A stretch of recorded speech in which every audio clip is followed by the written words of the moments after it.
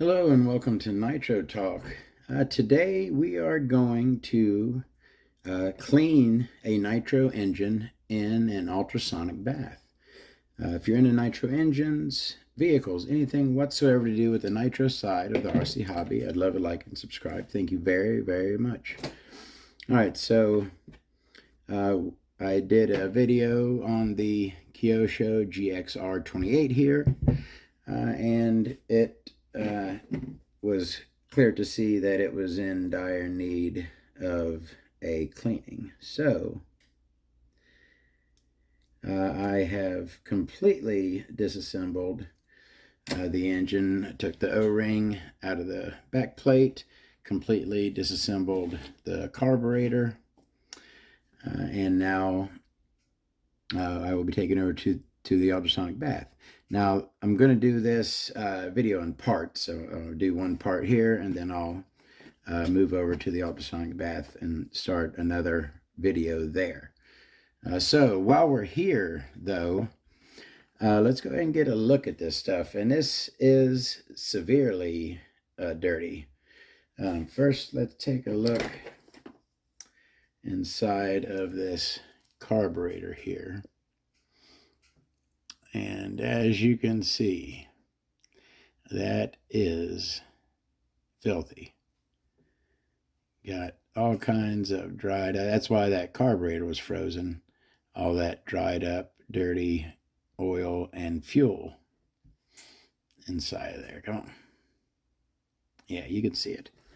This is the low-speed needle, which on this engine is a needle seat, but as you can see, it's even got some rust on it there, so that is in pretty bad shape. This is also nice pool of dirty oil there inside the slide, the groove on the slide, indexing groove. All right, so and I also want to real quick note, this carburetor, this GXR28 carburetor, is kind of like the old OS carbs, where the slide, so that's your low speed needle right there, and no, it is not adjustable. The low speed needle goes in and comes out that end. Kind of, looks like a normal low-speed needle at that point, but normally, normally you would have a screw on this end to adjust it, but no, what you have is a spring that goes in there, and then this piece goes on and seals it, and this is not adjustable. There's no screw hole here. This is just locked up like that. So basically, this low-speed needle is on a spring. There's a spring behind it so that the low-speed needle, it's spring loaded essentially, but not adjustable. What you adjust is the needle seat opposite it to adjust your low speed. All right, so that's our intro. I will see you very shortly at the ultrasonic bath. See you there. Oh, good lordy. All right, you ready? Alrighty, here we are at the ultrasonic bath station. Alright, so before we start doing this, I've had people ask me before, what do I use in my ultrasonic bath, right? I'm going to show you what I use. And I tell you what, 6 months ago, I would have heartily recommended it, but and I mentioned this to someone. I had an issue. I don't know if they've changed the formula or what's going on, but on certain aluminum parts, it darkens the metal. It changes the color. It makes the aluminum darker. And it's only I've been using this stuff for years, like years. And it's only started doing it recently. That's why I'm, thinking maybe they change a formula or something. Now, I'm still using it. I just am very careful. I test. I throw an item in. Instead of before, I would have thrown all the parts in, set the timer for the highest number, and let it go. But I don't do that anymore. I throw the one piece in and see how it's going to react, and then I'll go from there. So, having said that, I use LA's Totally Awesome all-purpose concentrated cleaner, degreaser, and spot remover, right? I get this at Dollar Tree. That's why, one of the big reasons why I use it. This full-size bottle here was $1, now $1.25 at Dollar Tree, but it works fabulous. This stuff breaks up the nitro oils easily, quickly. This stuff has always been awesome to me, except for recently I've started to get in some discoloration. And so if you, that's my point in this, if you go to use this, please be careful. Do not just throw your engines in and set it and forget it. You might end up with a really dark engine and they don't look very good like that. I'll show you one of these days the engine that got it worst. All right, so I already started the heater on here. This has a heat function about 10-15 minutes ago, so it should be good and hot now. Now, that discoloration thing, it only happens on like the porous aluminum, right? Like this. The shiny aluminum, like Conrad's, it does not affect whatsoever, right? So I could, just throw that in. So anyways, I'm going to go ahead and throw this backplate in here, which is kind of dark already. Oops, sorry. Throw this backplate in. How's the light? You know what? Let me get you a little bit better light.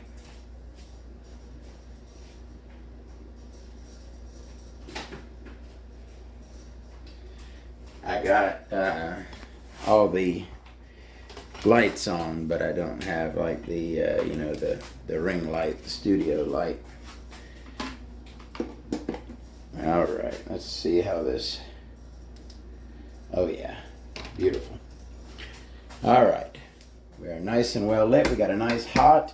Now, I'll also, before I start this, I'm going to go ahead and run through my procedure. So once the item is clean in the ultrasonic bath, all right, I have a toothbrush here that I use, and this little set of, I believe these are like air gun nozzle cleaning brushes. I love these. I think I bought a couple sets, fell in love with them, and I bought, because they're super cheap, especially if you buy them in bulk. I think I bought like 20 sets because the bristles do go bad. I probably went through 5 or 6 of these in the past few years, but I have a few left. Anyways, so that's what I'm going to be using to scrub-a-dub-dub the parts. All right.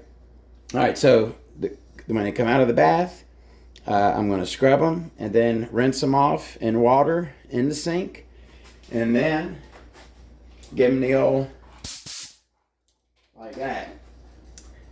Because of course we know that water and nitro engines are not buddies.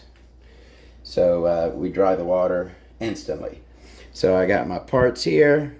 When they come out of the bath and are rinsed, I'll sit them here, and then after I dry them, I'll sit them right down.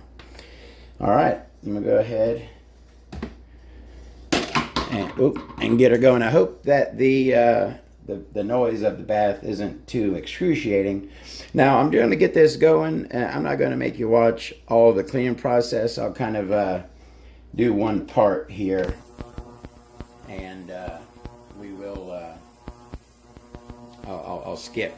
We don't got to watch me do everything. All right. So you know what? I'm going to go ahead and give you the bird's eye view. Look at that.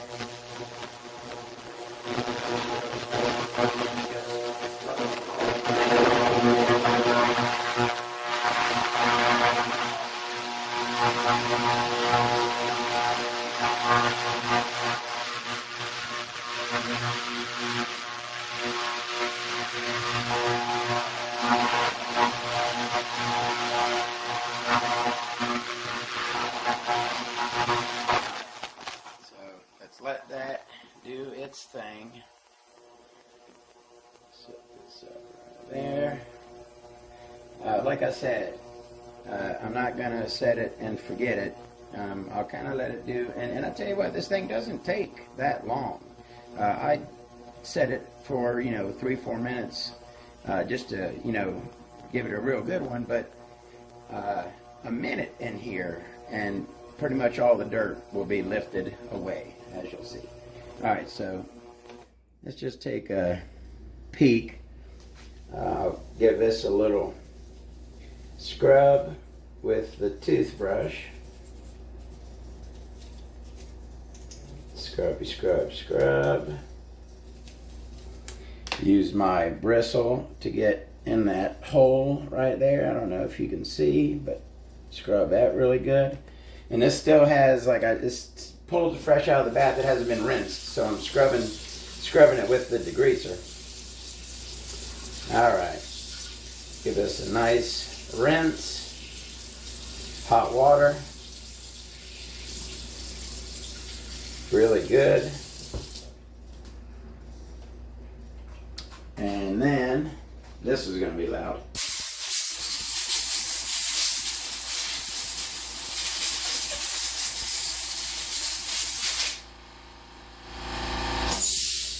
All right, so there is our, dry my hands off a bit. Now the back plate wasn't, I should have probably did the carb first because that's a really dirty part. But I mean, it's not sparkling, but there's no dirt on it. All the dirt is gone. Let's go ahead and do something that, let me grab my flashlight, that you're going to be able, you're going to see a big difference, right? So this is that carb, and again, let's go ahead and get a look in there. And as you can see, it is filthy. All right, for sure. Filthy. Come on. You can see it. All right. So, carburetor body into the bath, fire it up. Now, stuff like, again, the cooling head, that's the metal that never really gets affected. So, I'm going to go ahead and throw that in. The piston and rod, we'll go ahead and throw that in. Crank, again, steel, not aluminum, so no issues, throw that in. Brass, the high-speed needle there, no problem, throw that in. Steel, the starting shaft. All of these carburetor parts are steel, except for that piece that holds the low-speed needle in is aluminum.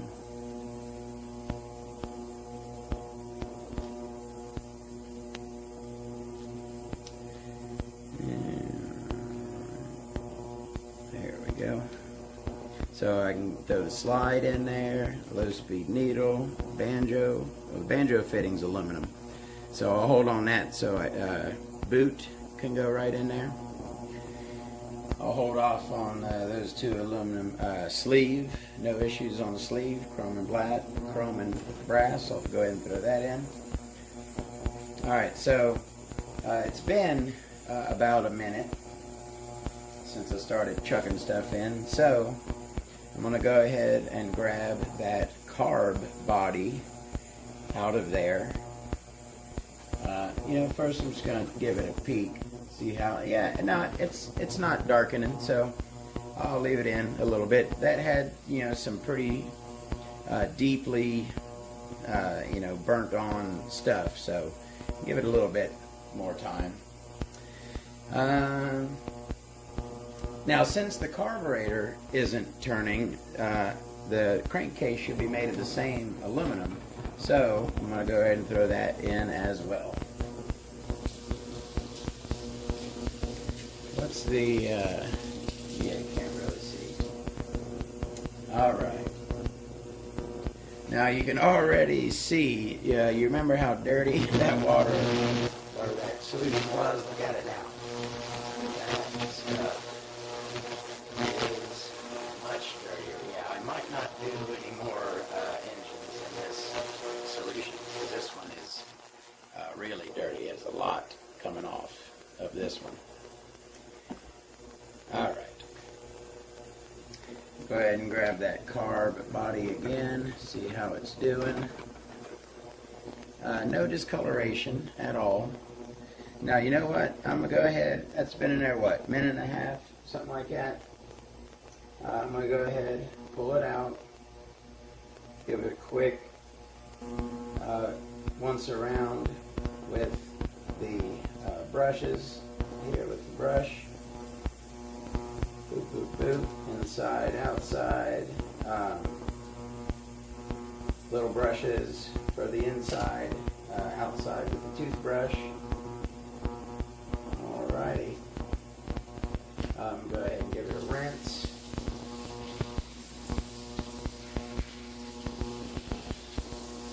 Give this a good rinse. And then we'll spray it off and we will take a look.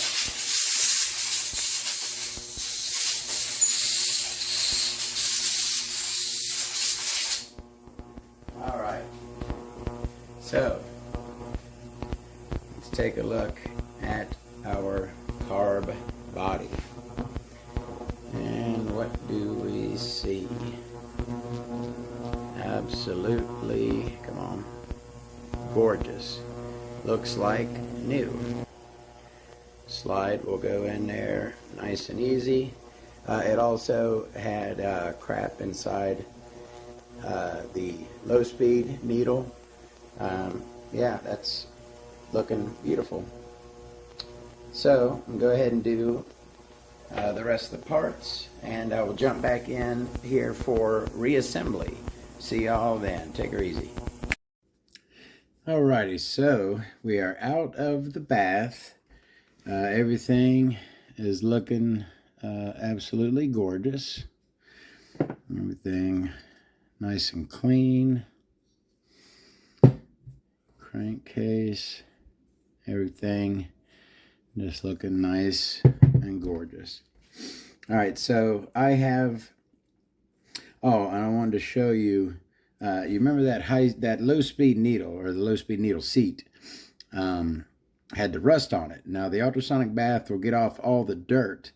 It'll get off the surface rust, but it had like some, damage, some pitting from the rust on it. So what I did, I didn't chuck it in my drill on the needle seat end. I chucked it just by that very outer, right there, on that outer screw head, right, just like that. So none of the parts that go, into the engine will be marred. And I'm careful. It's not like I marred that either. You know what I mean?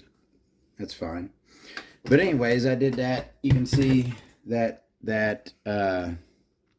is now nice and clean. No rust, nice and smooth. All right. I have Molly coated all the O-rings and the carb boot. I have a video on carburetor rebuilding, essentially, how to Molly coat the O-rings, how to change O-rings, how to buy O-rings, actually. So if you'd like more info on O-ring maintenance, check out my rebuilding a carburetor video. All right, so I'm going to start reassembling this. So we took everything apart, we cleaned everything in the ultrasonic bath, and basically now we're just going to reassemble it. And this engine will be ready for storage. It will be it'll be ready to sit for 10 years and will be perfectly beautiful and ready to go when you come back to it. All right, so I'm going to go ahead and start reassembling the carburetor. Where the heck did my high-speed needle go? Oh, you know what? Sometimes the grate inside the little screen thing. Yow, that's hot.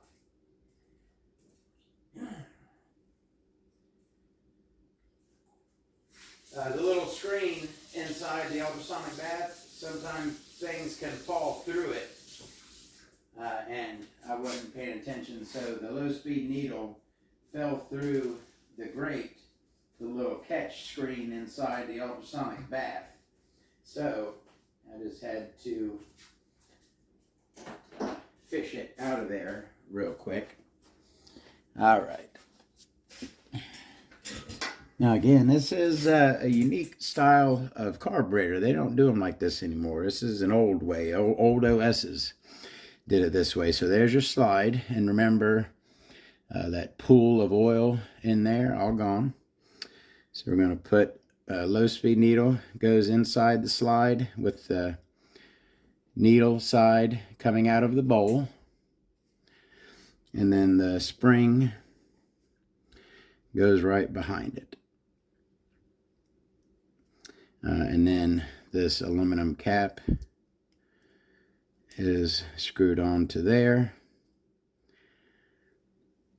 And our low-speed needle is ready. And it should, now that it's nice and clean. Yeah, I can push it down with my nail. All right. Go ahead and put our high-speed needle into the high-speed needle seat.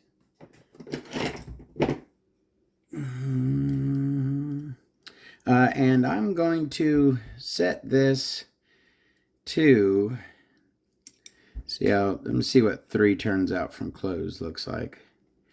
1, 2, 3 looks right about where it was, just below. So I'll leave it at that. All right, and we can go ahead and put our low-speed needle, goes directly into the carb body. Oh yeah, got some nice tension on that. Good, healthy O-rings on there.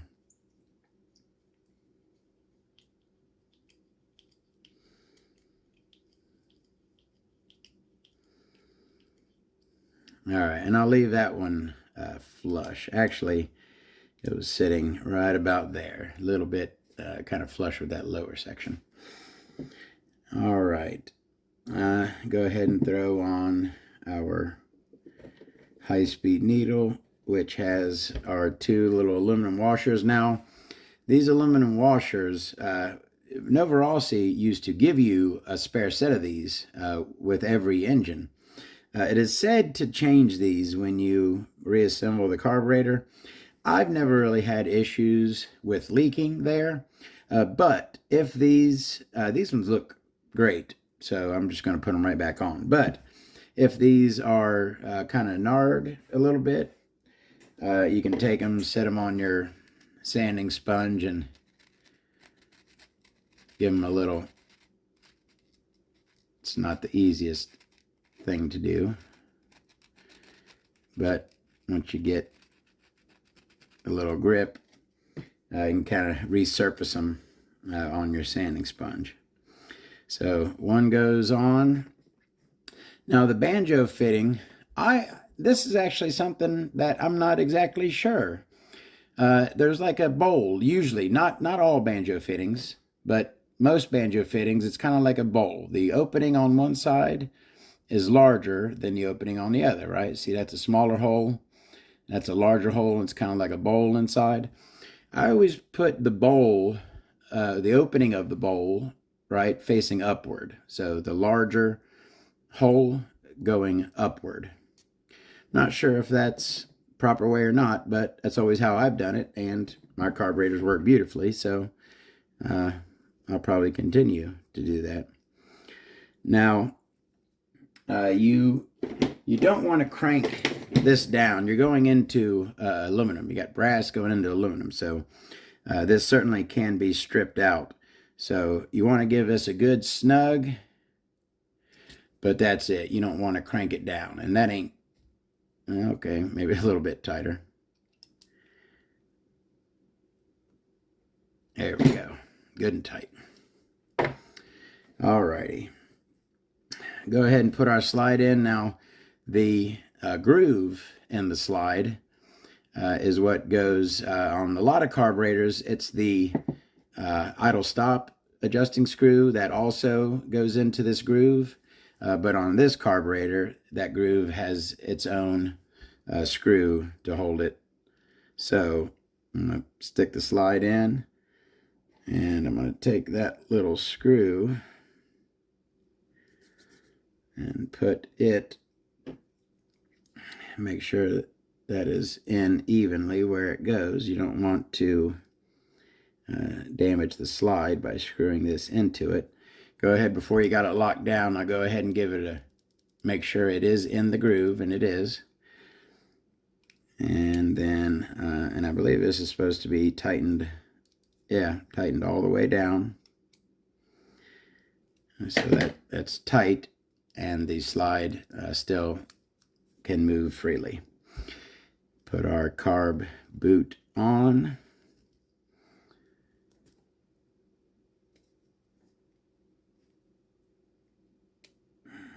And this kind of, the carb boot goes underneath this lip.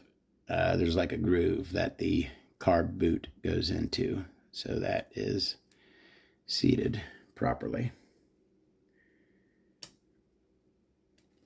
Let me go ahead and throw, this is just the arm. And this is held on by a 2mm.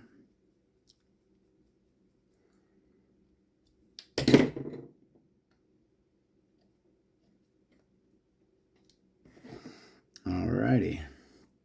So, is that it on the carb? Yep, we got all the needles. Oh, our idle stop, of course, and its spring as well. Spring goes up. Sorry about that. I got cut off there. So we were putting in our idle stop screw here. So I'm going to go ahead and screw it into, give myself about a 0.8mm idle gap is about where I like to be. Somewhere in that vicinity. That looks good. All right, so our carburetor is ready. Let's go ahead and start putting this together. Now, I got my light machine oil here, which I am running really, running really low. I'm going to have to order another one of these soon. And I will take my light machine oil and just give a few dots around the bearing, and then spin it around really well. So I got some nice light machine oil on that rear bearing. Oh yeah. that thing is clean. All right. Oh, and you can, it's so clean that we could balance the crankshaft. The weight falls to the bottom, or mostly. Yeah. Anyways. Now, I'm also going to take some light machine oil, put a dab inside the bushing of the connecting rod, and I'll put a couple little dots on the piston and give that. So now I got some oil on my piston and inside the connecting rod bushing.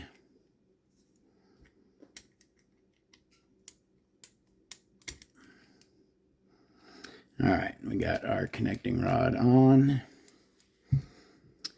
The sleeve, again, I will give a couple dots around the outside of it. And of course, I will spin it. I'll tell you what, now that right there is kind of loose. That certainly could be tighter. Our indexing pin is in the rear, so and on the top, now light machine oil on everything else, but on the top of the piston, I always put my proprietary after run oil slash whatever oil.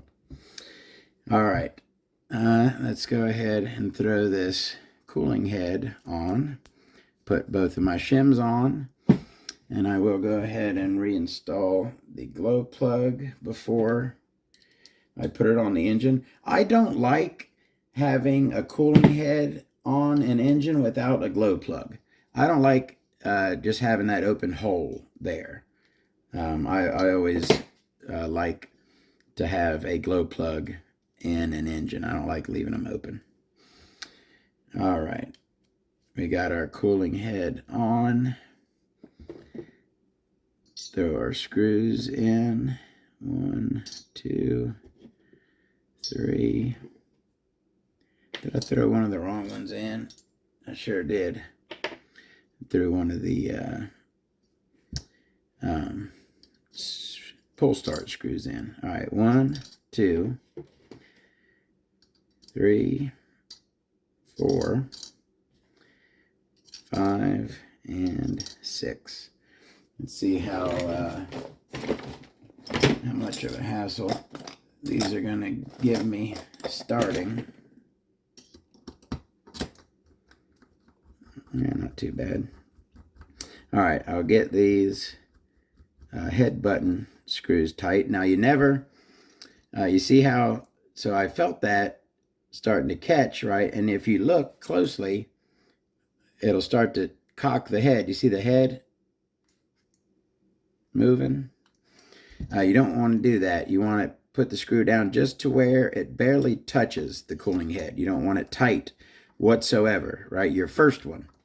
So you set your first one down, and then you go to the one opposite it, right, on the other side, and you go till it touches, just till it touches.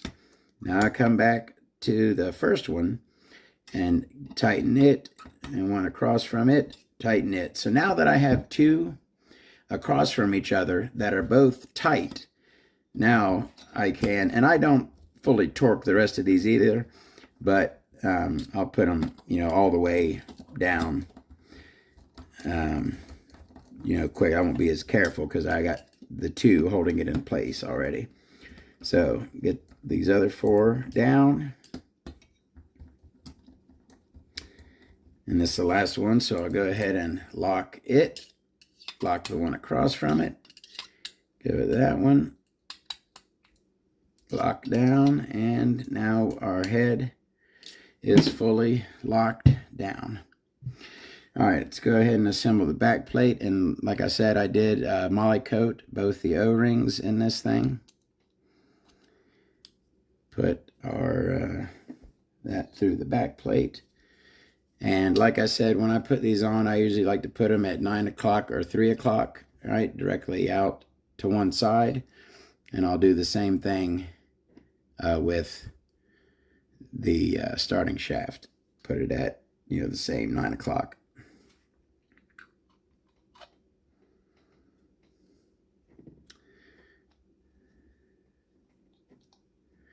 All right, that wasn't hard. Go ahead and throw our back plate screws in. And we'll throw our pull start on here and give her a pop. And like I said, this engine will be ready for storage, and that's exactly where it's going. I have no intentions of running the old GXR 28. I may come across a Kyosho engine or a Kyosho vehicle that is set up for it, and in that case, I probably will.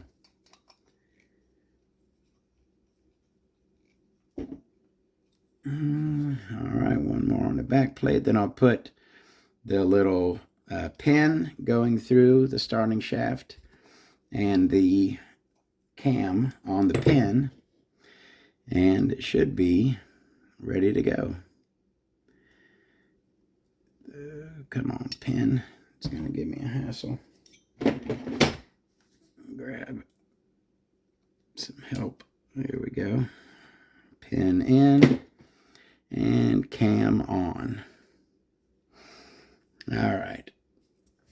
So now, only thing left, it's about like that. Remember, got to pull that up.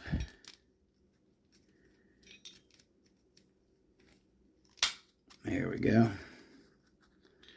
And once we put that down, it kind of locks them together. I still wouldn't let go of it, though, until I put these in. And get these. The heck? There it is. All right. Is that not?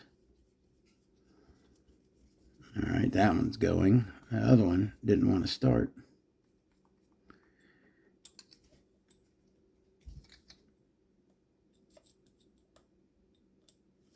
What the heck am I doing? All right, there we go. It started.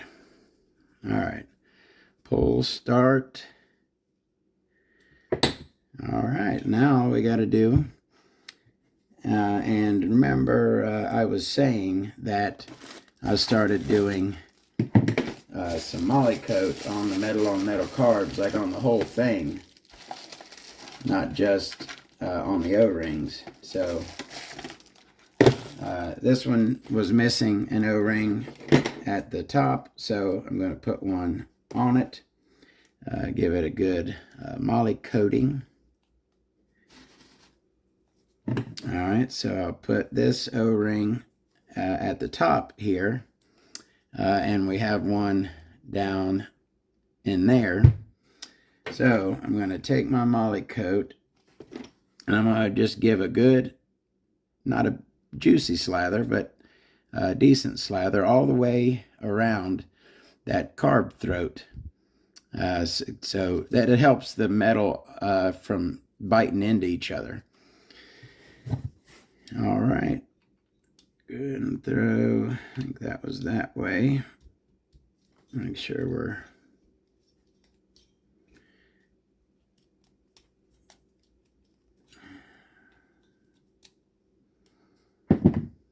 is our pinch bolt not in the right spot? It's not wanting to fully seat. Now it came right out when, and that O-ring was in there, right? Oh, you know what? It is that, it is the pinch bolt. Let me fix that. It got cocked. There we go. Now the pinch bolt is smooth, so this should go, there we go. Fully, nicely seated now.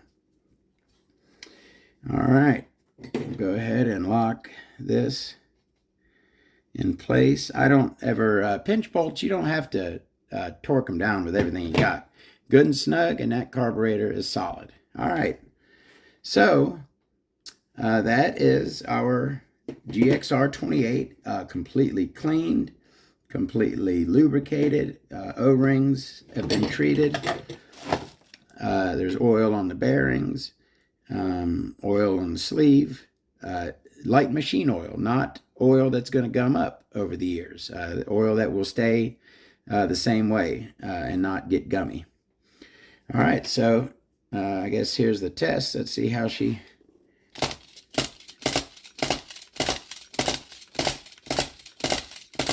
It's got a weird sound, doesn't it?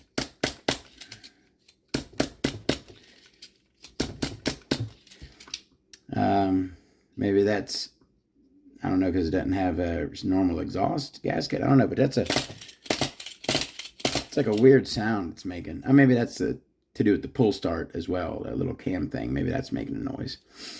All right, GXR 28, ready for storage, clean and oiled. Thank you very, very much for watching. We'll see y'all next time. Have a great day.